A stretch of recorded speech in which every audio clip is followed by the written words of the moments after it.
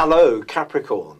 Thank you for joining me for your weekly forecast for week commencing the 29th of May. You've a reputation of being someone who's a very steady player, a safe pair of hands, someone who gets things done. You're thorough and reliable.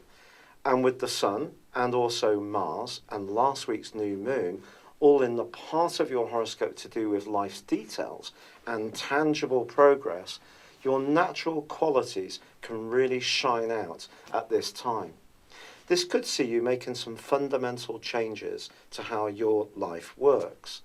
If you're interested in getting fitter, changing your diet and being more conscious of the nutrients that you take in, or perhaps change your job to one that's more satisfying, that's not just led by a financial consideration.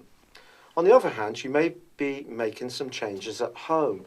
And with Uranus, the planet of restlessness, in your home zone since 2011, if you have been continually moving or altering where you live, it wouldn't be a surprise. The combination of Uranus and Mars this week can see you coming up with some ingenious ideas to overcome any kind of do-it-yourself hurdle. If you've ever thought of working from home or creating more space for a home-based office, this is a fine time to go for it. But you're also going to have a playful side to your nature this week, Capricorn.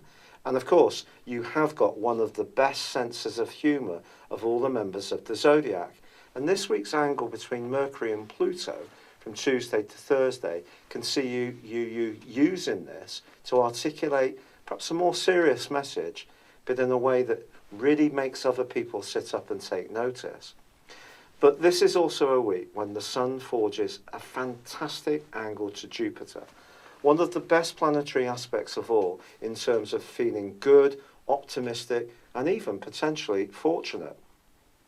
If you do apply for a new role, or you're wanting to get an improvement in your terms and conditions in an existing one, this week from Tuesday gives you a prime opportunity to try to march forwards in a positive way.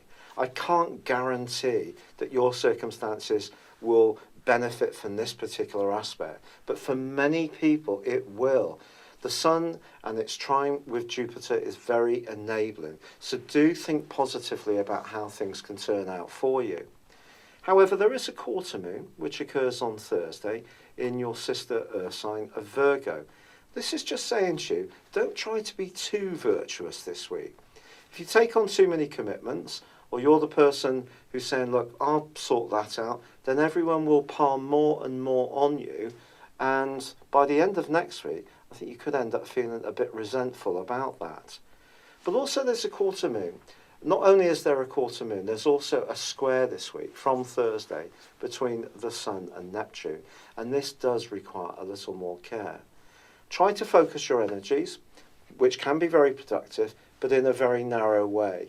If you try to widen what you're trying to achieve, it could be a case of diminishing returns, where you're not actually getting so much done, and you could actually end up feeling a little bit overpowered, and then feeling overwhelmed. So that's only likely to happen if you really do take on too much.